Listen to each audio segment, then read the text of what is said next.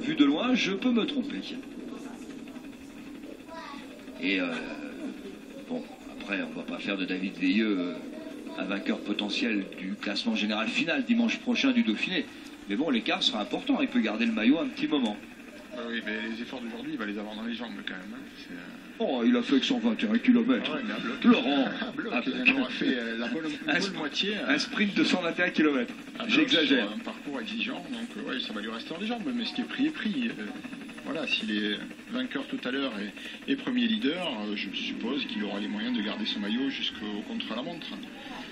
Nous avons compris que c'était aussi le contre-la-montre une spécialité qu'il aimait bien. Donc il semble très en forme, pourquoi pas aller encore un peu plus loin. Mais pour la victoire finale, en théorie, il y a des prétendants au titre, des coureurs qui en montagne excellent et qui devraient être capables donc de renverser ce classement général. Oui, puis bon, on va rentrer dans des choses beaucoup plus complexes dès jeudi, hein, avec l'arrivée à Valmorel. Après, on fera une petite parenthèse à Grenoble.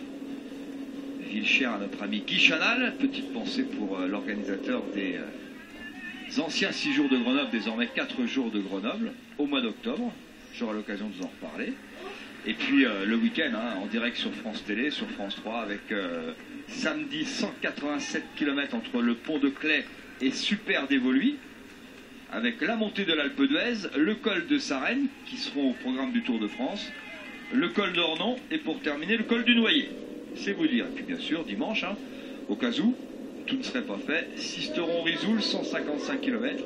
C'est court, mais c'est dur, avec la côte de la Bréole, le col de Vars, et puis la montée finale, désormais célèbre, sur Risoul, qui sera, j'en suis à n'en pas douter bientôt, ville étape du Tour de France.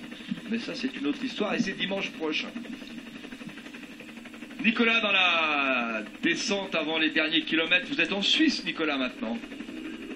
Nous sommes rentrés en Suisse, en effet, Thierry, on le voit avec les drapeaux notamment. Derrière les deux hommes, Thomas Adamuso et Garcia Ambroa, qui sont en recherche de vitesse depuis tout à l'heure, en position aérodynamique de l'œuf. C'est très impressionnant à suivre. Les deux hommes lancés à plus de 80 km/h et qui se relayent très bien, même si tout à l'heure sur le plat, Garcia Ambroa avait du mal à rester dans la roue du Français, qui nous fait en effet meilleure impression que l'Espagnol. Et là, c'est une descente extrêmement rapide pour les deux hommes, qui font attention par moment dans certains virages où la route est détrempée par endroits. Il y a certaines rigoles, comme le disait tout à l'heure Laurent Jalabert. Et donc, on va bientôt attaquer, ça y est. Les deux hommes vont attaquer d'ici une dizaine de mètres la montée vers Champéry, avec l'écart inchangé derrière David Veilleux. Et donc, les deux hommes qui font l'effort pour essayer de revenir, ce qui, à mon avis, ne sera pas le cas. Oui, nous sommes bien en Suisse. Ça s'appelle bien Champéry. C'est certes le Dauphiné, ça aurait pu être Chambéry, où le Dauphiné passe souvent, s'arrête souvent. Mais là, nous sommes bien dans cette première étape en Suisse, à Champéry. Et il reste 6 km 500 pour une nouvelle victoire d'étape pour l'équipe Europcar, avec son Canadien, son Québécois, David Veilleux. Europcar qui a déjà gagné, rappelons-le, le prologue avec Damien Godin, la première étape de Paris-Nice. Vous en souvenez certainement, c'était au Tour de Houille. On rappellera que Cyril Gauthier a gagné le Tour du Finistère, que Damien Godin a gagné le Grand Prix Cholet-Pays de Loire, que Brian Cocard a gagné la deuxième étape sur le Tour de Picardie, jeune sprinter formé justement à la piste dont je parlais. Nathanaël Beran, lui, a gagné le Tour, une étape, la troisième sur le Tour de Turquie. Et quelle étape de montagne! Il sera précieux pour David Veilleux en leader dans les prochains jours. Pierre Roland, dont on rappelle qu'il a gagné la 4e étape du circuit de la Sarthe et le classement général final, que Brian Cocard avait ouvert en gagnant une étape sur l'étoile de Bessèges, que Johan Gene avait gagné la tropicale Amissa Bongo après avoir gagné notamment la 6e étape, que Jérôme Cousin, que Brian Cocard et qu'Anthony Charteau se sont imposés. Anthony Charteau sur le Tour de Normandie, que Brian Cocard s'est imposé sur la 2e étoile de Bessèges, et que Jérôme Cousin avait gagné la 3e étape de l'étoile de Bessèges. Cela va confirmer ce que vous nous disiez tout à l'heure. C'est vrai qu'il y a la FDJ, brillante avec notamment Nasser Bouhanni, qui a été leader sur Paris-Nice, mais là, belle performance d'ensemble, collectif de l'équipe Europcar, qui va s'imposer grâce à cet homme, David Veilleux, qui s'arrache pour les derniers kilomètres. Cette étape était difficile, l'arrivée est encore loin, 6 km parce que ça monte, 6 km 200.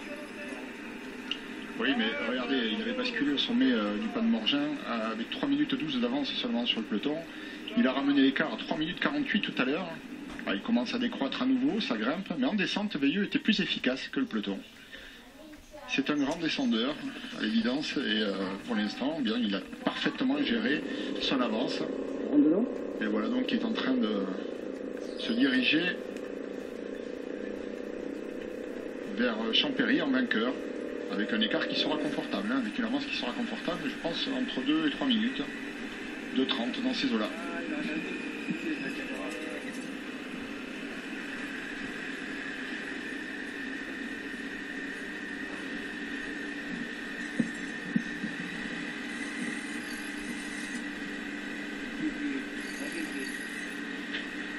Que du bonheur, que du plaisir pour David Veilleux, qui aujourd'hui aura tout ramassé. Hein. Le Canadien, il a ramassé le maillot de meilleur grimpeur, le maillot vert de meilleur sprinter. Il va être leader ce soir du Critérium du Dauphiné. Il a marqué des points en vue du Tour de France, certainement. Jean Nebernono ne sera pas insensible à cette grande performance, parce que là, vraiment, on peut dire que David Veilleux a fait un sacré numéro. On vous l'a dit et répété, on le dira encore tout au long de cette semaine. Voici le duo de poursuivants, ses anciens compagnons d'échappée lorsque le Quatuor s'était formé au début de cette courte étape avec Ricardo Garcia-Ambroa, l'homme au maillot orange Scatelescadi, suivi par Thomas Damuso, le coureur français de l'équipe Argo Shimano. Alors bien sûr, il pioche un petit peu, c'est difficile, il a fait un tel effort, c'est violent, c'est presque plus difficile parfois qu'une longue étape. Il n'y a pas eu de temps mort dans cette étape, il a décidé, il a choisi de se retrouver tout seul dès le col du Corbier, David Veilleux, et maintenant il assume parfaitement d'abord cette victoire d'étape, ensuite eh bien, son rôle de leader, puisqu'il sera le leader du 65e Critérium du Dauphiné, puisque ces deux hommes sont pointés désormais à 2 minutes. 2 minutes alors que le peloton est à 3,07, 3,09. Ouais, ça va risquer d'être compliqué pour les deux d'arriver ensemble pour la deuxième place. Ça va être un peu plus tendu hein, pour Damuso et le coureur espagnol de l'équipe Euskaltel qui l'accompagne. Ricardo Garcia. En revanche pour David Veilleux, même si l'effort est intense, la victoire est acquise maintenant. 5 km. 100. Oui. Et ça compte. Je peux vous dire que ça doit compter. Les voilà les 5 derniers kilomètres. Oui, mais dans les 100 derniers, ils vont en profiter, Thierry. On les compte pas, c'est que du bonheur, les 100 derniers. Là, quand on arrive tout seul, c'est... Oui, parce que c'est sa plus grande victoire, hein. C'est la plus grande victoire de sa carrière professionnelle. Hein. N'oublions pas que le Dauphiné, d'abord une étape, une course de renom, une course à étape de 8 jours. Et en plus, aujourd'hui, au départ ce matin à Champéry, quand même que du beau monde, hein, que des gens qui seront là pour le classement général final sur le Tour de France. Hein. On le citait, mais vous n'étiez peut-être pas là tout à l'heure à 13h20 en ouverture de ce direct. Christopher Froome, bien sûr, un des grands favoris du Tour de France 2013. Alberto Contador. Hein, on attend un duel Froome-Contador sur le Tour. Et puis on rappelle qu'il y a là des garçons comme Jürgen van den Broek, le coureur belge pour l'équipe Lotto Belisol, qu'on a Simon Gerrans pour le Rika Guinel, Jakob Fuglsang pour l'équipe Astana.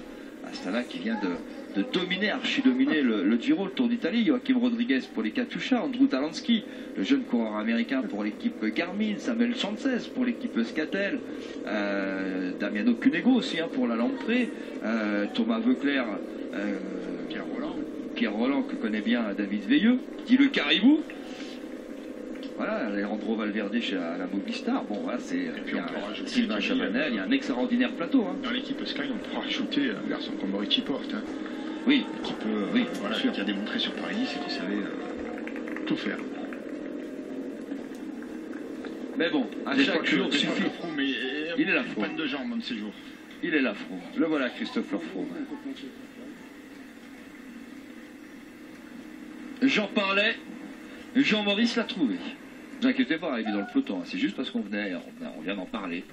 Alors après, est-ce qu'ils ont l'envie, les jambes? Est-ce que dans leur préparation, le Dauphiné fait partie voilà, d'un objectif? On aura ça au fil des jours, hein, en direct sur France 3. pourquoi pas, hein. Bradley Wiggins, l'an dernier, il a gagné Paris-Nice, il a gagné le Dauphiné, il a gagné le Tour. Hein. C'était l'an dernier. Ça, c'était avant. Voilà. J'ai pas osé le dire. C'était avant. Voilà l'autre. Le deuxième. Le duel annoncé. Alberto Contador, Christopher Froome. Il a l'air concentré, Contador. Il a l'air serein. Bon, on n'a pas vu grand-chose. Hein. Pour l'instant, au niveau du peloton, on a passé une journée plutôt intense, sereine. Mais quand même, oui, sereine. Pas de complications, pas d'attaque. On s'est laissé surprendre par cette échappée, partie de bonheur, à qui on a accordé un crédit énorme. Et derrière, il a fallu s'employer pour essayer de stopper l'hémorragie. Mais voilà, hémorragie, il y a eu, hémorragie, il restera jusqu'au bout. Froome et Contador ont passé le mois de mai en stage. Ensemble ? Non. 3 km de l'arrivée pour le Québécois, le Canadien David Veilleux. Rappelons que sur le Dauphiné, un Canadien s'était déjà illustré. Hein. Il s'agit de Steve Bauer, c'était en 1989. Et Steve Bauer avait gagné le prologue. Et en 88, il avait gagné la première étape du Dauphiné. Steve Bauer, coureur canadien originaire de Sainte-Catharine, qui fut professionnel, vous en souvenez certainement, de 1984 à 1996. Donc un Canadien qui gagne une première étape du Dauphiné, ça n'est pas une première. Mais pour David Veilleux, c'est un jour très important. Que ce samedi, c'était hier samedi, ça c'était avant.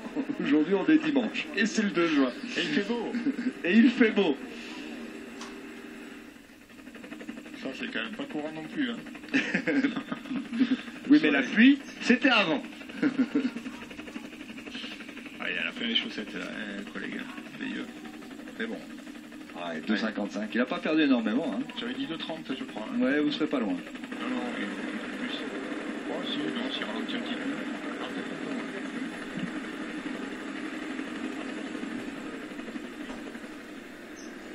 Il va pouvoir savourer cette belle victoire.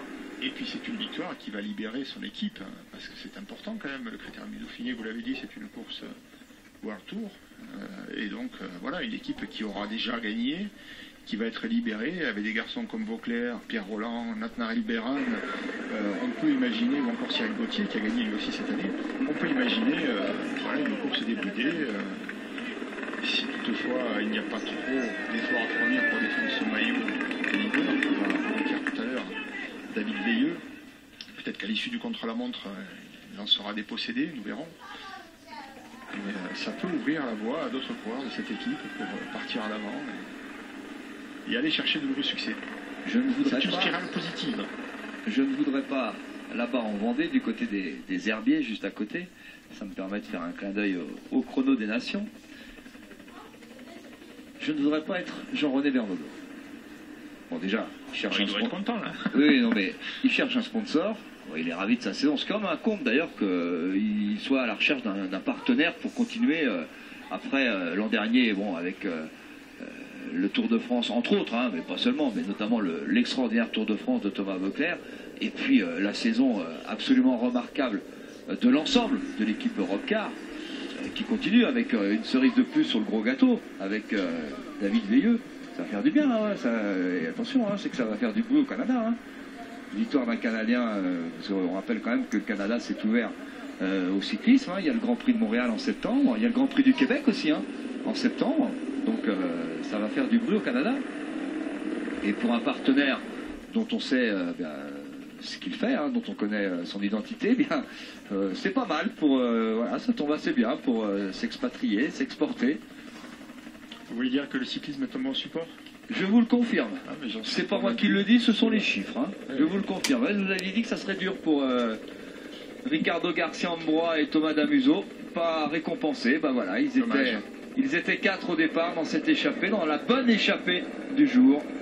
Et ça profite à un seul. Il n'en reste qu'un. D'Artagnan est là. Ils étaient 4 mousquetaires. Il n'en reste plus que D'Artagnan. David Veilleux qui aperçoit l'arrivée. L'arche qui indique le dernier kilomètre. Elle approche, c'est pas ça encore. Hein. Ça, c'est le haut de la côte de Champéry, 3e catégorie, marque 4 points. Il a marqué 11, 26, 36, 40 points, si je compte bien de tête. Ah, il lâche rien, hein. David Veilleux, là, il va jusqu'au bout de l'effort. Il serre les dents, il s'accroche. Moi, ce qui me rassure, c'est que Laurent Jalabert a le sourire, est en forme, il n'a rien perdu de ses qualités de consultant, parce que l'écart à l'arrivée, ça va pas être loin des 2-30. Anecdotique certes, mais bon, je me fais un petit plaisir personnel. Hop là! Bon, on est en Suisse. Oui. C'est normal que BMC sorte du rang. C'est vrai, vous avez raison. Il faut essayer quelque chose, même si c'est plus pour la victoire.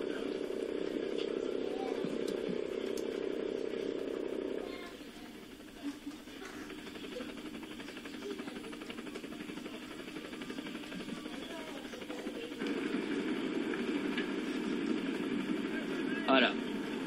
David Veilleux pour finir. Allez, son jour de gloire, à lui en tout cas. Attention au virage. Hein. Un vrai bonheur. Oui, attention au virage. Oui.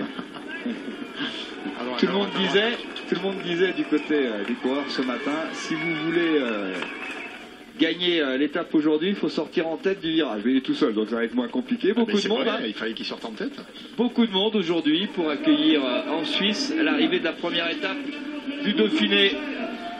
Et l'exploit, le mot n'est pas trop fort et sa joie est immense. L'exploit du Canadien, du Québécois, David Veilleux. Première grande victoire chez les professionnels, première grande victoire avec l'équipe Europcar. Bravo Caribou, alors que c'est Santa Morita qui est parti. Ah, il est parti pour faire un double. Ivan Santa Romita, le coureur italien de l'équipe BMC, qui a jailli là dans la difficulté de la côte de Champéry, le début de la côte de Champéry, doit bien connaître. Ce sont des routes d'entraînement pour les Suisses ou les Italiens ici. Bon, on connaît les qualités de grimpeur. On est loin de l'Italie. Oui, oui, mais quand on est dans l'équipe BMC, même italien, on vient s'entraîner en Suisse. Et vous l'avez dit tout à l'heure, hein, le Tour de Romandie est passé dans le coin. C'est des routes fréquemment aller pratiquer sur cette course-là, notamment. Ouais, ça va nous donner un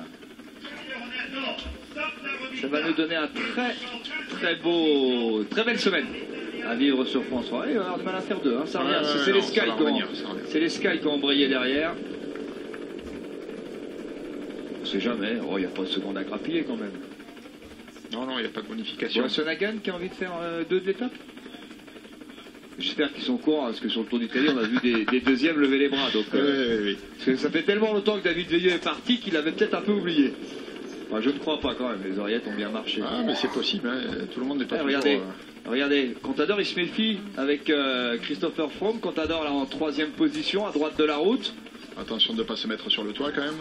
Oui, parce que le virage est quand même assez délicat.